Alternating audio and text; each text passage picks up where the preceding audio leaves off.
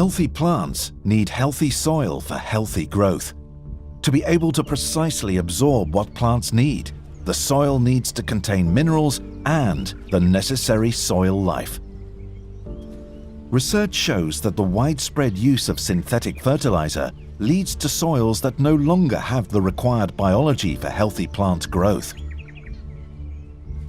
Fertilizer comes from a time in which there was no understanding of the long-term effects on the soil. For farmers, fertilizer was a miracle. The harvests doubled, and growers were able to provide the required food for a growing population. But now, after years of using synthetic fertilizers, the effects on soil quality are apparent. Increasingly, it is seen that fewer nutritional minerals remain in the soil, resulting in plants that quickly become weak and diseased. They are no longer protected by bacteria and fungi, but instead are attacked by them. As well as this, using fertilizer means that these days, farmers need to plow deeper as the ground becomes quickly compacted.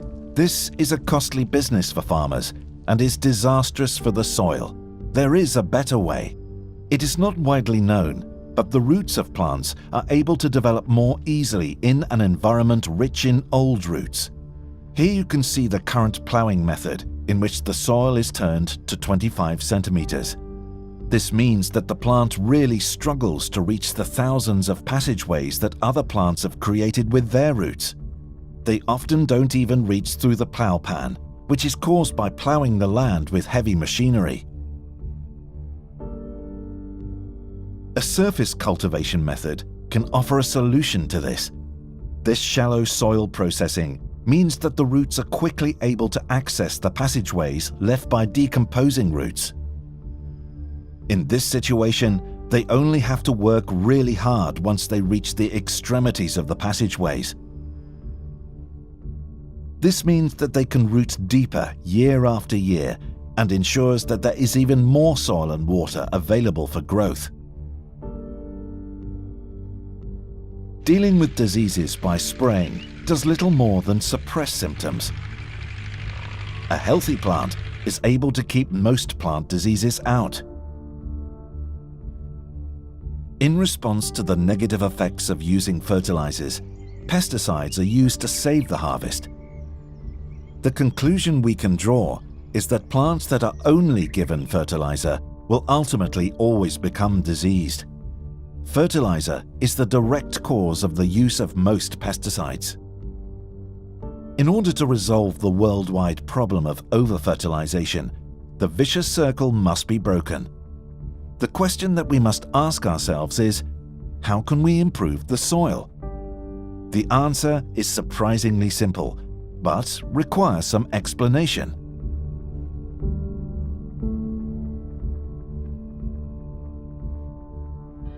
Just like every other organism on the planet, a plant does not function independently. Health and growth depends on a partnership between specialist bacteria and fungi. Plants, fungi, and bacteria form a wonderful system based on trading products. How does it work? Fungi and bacteria supply nutrients from the soil that would otherwise be hard to reach. In exchange for this, plants supply sugars in the form of glucose.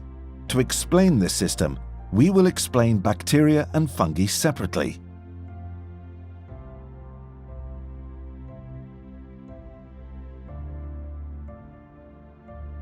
Plants have a problem.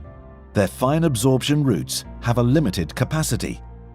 They only use 4 to 7% of the soil volume and are, on average, not thicker than a hair.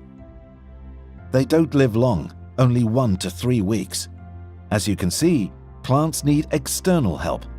Plants use their absorption roots to forge a partnership. If they can't find partners, they'll die. If they succeed, it's the start of a beautiful relationship. From now on, a symbiosis can be created. Minerals are hard to mine from the soil, but rhizobacteria are specialized in this process, particularly when it comes to releasing phosphate, which is very important for the plant. These bacteria also carry out countless other important tasks, including one which is very special. Rhizobacteria form a sort of natural defense system around the roots. Anything attacking the plant is kept outside by the physical presence of these rhizobacteria. They ensure that there is no room for disease-causing bacteria.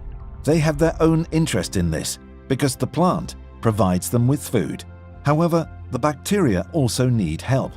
They are not travelers. The bacterial colonies do not move back and forth from minerals to the roots. Most minerals found in soil are located outside the reach of the roots, and therefore also out of the reach of rhizobacteria. These can only live near the roots. As we have seen before, the zone of absorption is therefore very limited. Mycorrhizal fungi are able to drastically increase this absorption capacity. It may sound like a modern development, but it's not.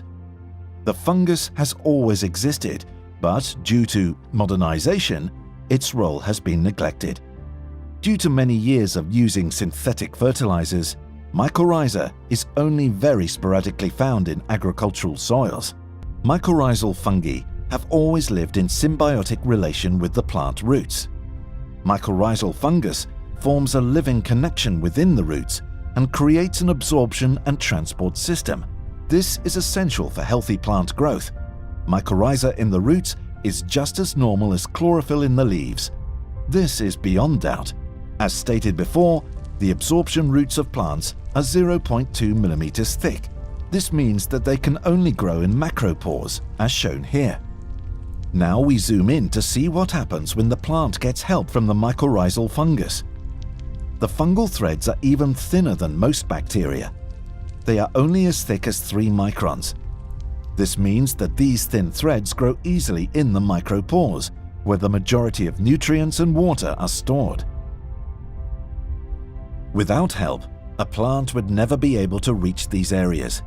It's not just the roots, but also the fungal threads that are responsible for the absorption of nutrients and water.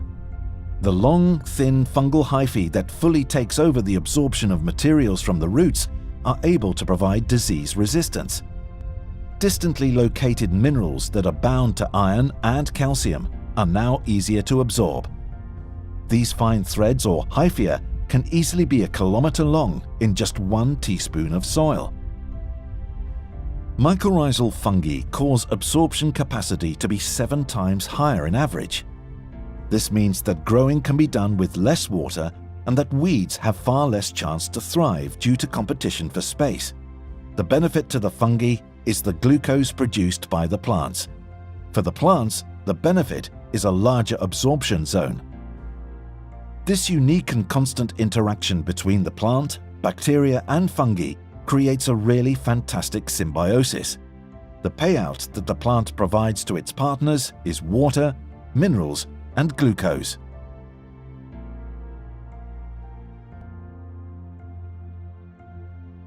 The partnership between soil and roots requires healthy soil biology. Healthy soil contains organic matter from dead leaves, dead roots, and dead animals. This dead organic matter is broken down in nature by soil life to become humus. This creates a great deal of food for soil life, and the soil retains plenty of CO2. Years of using fertilizer has caused the humus to disappear from agricultural land.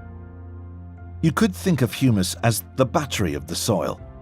It's where the energy is stored, the energy that the soil life needs to do its work. Without the humus, it is almost impossible to achieve natural soil recovery. It has long been thought that nitrogen fertilizer stimulates the soil life as more bacteria are able to grow. But to maintain their carbon-nitrogen balance, they are compelled to consume more organic material, which then enters the atmosphere as CO2. The symbiosis between plant, fungi and bacteria is not only a great partnership, it is absolutely vital. Without these transformers of organic material, we would all perish in excess organic material. Returning to the question we asked previously about how we can improve the soil, the answer must be, ultimately, plants improve the soil on their own. They do this through the symbiosis between plants, bacteria, and fungi. Plants are really the only soil improvers. Here we can see a clear difference between an absorption system without and with mycorrhizal fungi. The plant on the left is entirely dependent on the pH value of the soil and the supply of minerals. The plant on the right has roots that are able to optimally self-regulate the pH level and absorption via mycorrhizal fungi. This results in a healthy absorption that works perfectly with organic fertilizers. Using this natural system, we will achieve healthy soil that in turn brings healthy plants that can produce healthy fruit and vegetables. The way we deal with our soil has a direct effect on the emission of CO2 and the nutritional value of our food.